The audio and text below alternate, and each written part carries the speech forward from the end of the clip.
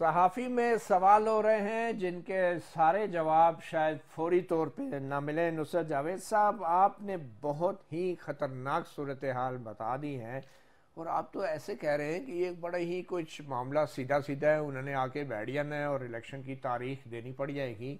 यहाँ पे एक बहुत बड़ा मसला है, एक बहुत बड़ा ख़तरा है। जो कौमी सलामती का इदारा है उसकी कमान है का फैसला होना है और वो जितने करीब जाएगा फैसला होने की, जो 28 नवंबर की डेडलाइन है, वो उतना ज़्यादा एक जिसको कहते हैं रेस्टलेसनेस क्रिएट होगी इदारे के अंदर भी, मुल्क के अंदर भी, और ये इंतहाई ख़तरनाक सूरत हाल होगी। तो क्या खान साहब को इस तरह 8 दिन की जो है लॉन्ग मार्च करने देगा कोई, और क्या इस दौरान कोई बड़े फैसले नहीं हो सकेंगे?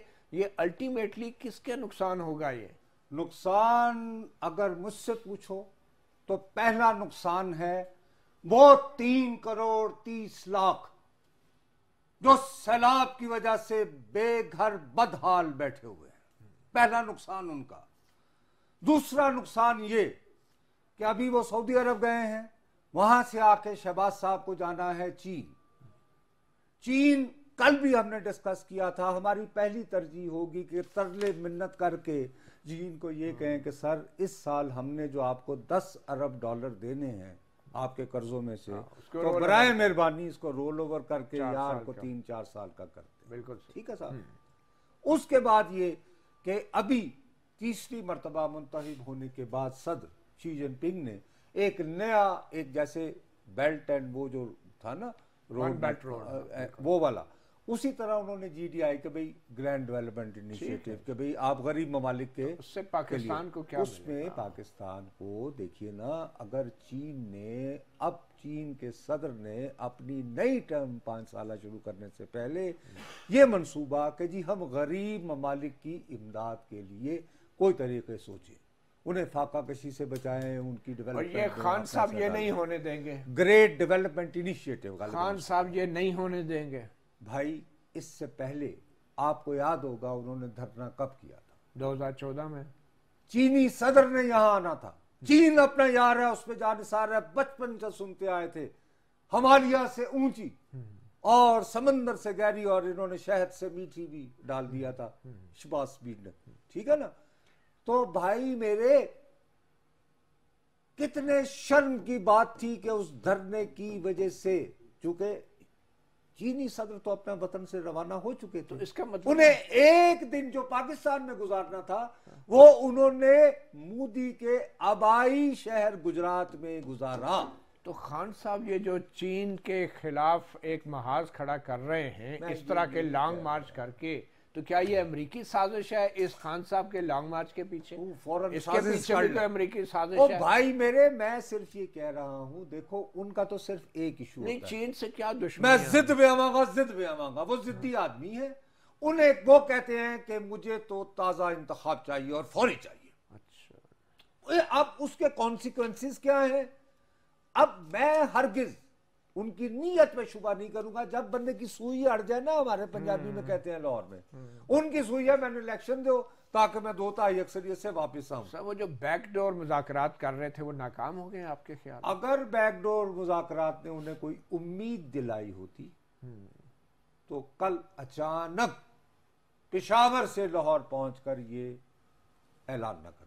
ये मेरा ख्याल। लेकिन हो सकता है ये जो कुछ हो रहा है ये बैकडोर मुज़ाकरात की कामयाबी का नतीजा हो। अलवी साहब ने उन्हें कहा हो कि मैं जिनसे राबते में हूं, आप ये कहना चाह रहे हैं ना, खुल के बात कर लेते हैं कि अलवी साहब ने कहा हो कि मैं जिनसे बात कर रहा हूं ना आपके बिहाफ पर, अभी जरा थोड़ी सी तड़ी लगा रहे हैं आप। मेरा ख्याल है कि लॉन्ग मार्च जरा रवाना तो हो ना, तो फिर शायद आएंगे भागे भागे मेरे पास मुज़ाकरात हो। तो ये हो सकता है, ये हो सकता है। तो ये आप अलवी साहब पे डाल रहे हैं या ये बैकडोर वालों ने डायरेक्ट ये फार्मूला निकाला है?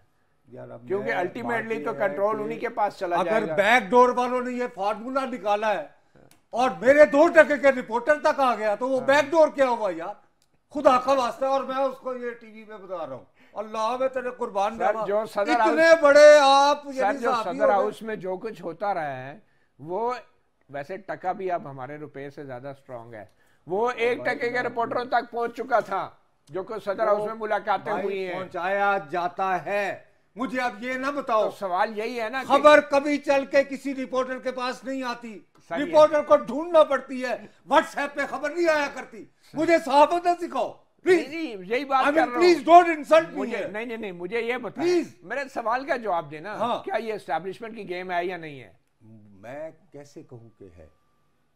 या तो मुझे व्हाट्सएप पे को कह दे, मैं कह दूंगा। अच्छा, मेरी बात समझ गए? ठीक, मैं कह दूंगा कभी यार ये व्हाट्सएप चल रहा है। चलें, वो अब बाद में देखते हैं कितने लोग आते हैं, कितने दिन यहाँ पे बैठते हैं, और क्या फिर बड़ी तैनाती का फैसला होता है या नहीं। अगर नहीं होता तो फिर आप भी जानते हैं नुसरत साहब, मैं भी जानता हूँ कि मामलात किस तरफ जा सकते हैं। फिर एक वाहिद रास्ता जो रह जाता है वो गैर आइनी इकदाम का ही है। मेरा ख्याल है कि अगर ये मामला संभले नहीं तो हर सूरत में आप गैर आइनी कदम को रूल आउट मत करें।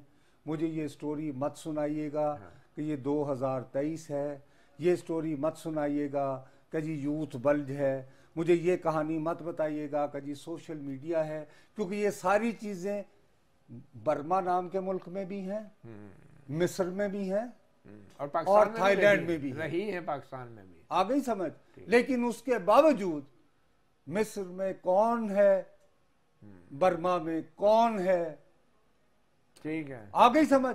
ये प्लीज फिर आपने भी यहाँ बैठ के कहना है। कह रहा हूं कि अगर अगर अगर इमरान खान साहब ने इसको वाकईतन डू एंड डाई, तख्त या तख्ता बनाने की कोशिश की, ठीक है, तो it's an open invitation to. बहरहाल क्विकली आपको बता दूं, जो सुप्रीम कोर्ट है आज हुकूमत की तौहीन अदालत की दरख्वास्त के ऊपर उन्होंने तौहीन अदालत का नोटिस नहीं जारी किया। सिर्फ ये क्या है कि खान साहब से पूछ लें उनका मौक़िफ़ क्या है। वो 25 मई के हवाले से केस पेंडिंग है, पीर तक चला गया है, और उन्होंने हुकूमत के एडिशनल अटॉर्नी जनरल से कहा है कि अगर बीच में भी आपको हमारे पास आना पड़े तो हम बैठे हैं। एक लटकती तलवार ज़रूर है खान साहब के ऊपर, वो भी शायद डराने के लिए नहीं, शायद एक बारगेनिंग इन्वायरमेंट को क्रिएट करने के लिए है। और जैसा कि हमारी अदलिया माजी में भी करती रही है नुसरत जावेद साहब, अब देखना यह है कि जुमे को खान साहब अपनी लॉन्ग मार्च का आगाज़ कैसे करते हैं, और पीर को सुप्रीम कोर्ट जो है वो कैसे इस मामले को आगे बढ़ाती है। और खान साहब 25 मई के हवाले से जो उनके ऊपर मुबैना सुप्रीम कोर्ट के हुक्म की खिलाफ वर्जी का इल्ज़ाम लगा था, उस पर वो क्या मौक़िफ़ देते हैं। तो इन्हें अदालत का नोटिस जारी नहीं हुआ, सुप्रीम कोर्ट तकसीम हो गई है, अदलिया तकसीम हो गई है, एक और इस लॉन्ग मार्च में ज़्यादा बड़ा ख़तरा ये है, खुदा ना करे कि कोई और हमारे कानूनी और आइनी इदारे भी तकसीम हों। और भाई मेरे, मैं यही आपसे अर्ज़ कर रहा हूँ कि ऐसा होने का तदारुक का तरीक़ा फिर यही होगा कि अगर मामला तय ना हुए, इन्हें एक ख़ास स्टेज से बढ़ाया गया, ठीक है, तो कोई भी शख्स डिफेंड नहीं कर पाएगा इमरान खान साहब के एडवेंचरिज्म को, अगर ये एडवेंचर साबित होता है। और आपने कहना है, मैंने तो पहले ही कहा था, मार्शल लॉ के तो खिलाफ है ना आप। लग गया तो मैं क्या कर लूंगा। नहीं, आप आवाज तो बुलंद करेंगे नहीं ना भाई, सर, मैं ऐसे करके ऐसे करके। नहीं भाई, वो शोला सा बुझ चुका हूँ, हवाएं मुझे न दो, मैं कब का जा चुका हूँ, सदाएं मुझे न दो। ये दीप उम्मीद के यूं ही जलते रहेंगे। नुसरत साहब सहाफ़ी में इतना ही कह सकते हैं। इजाज़त दीजिए, अल्लाह हाफिज़।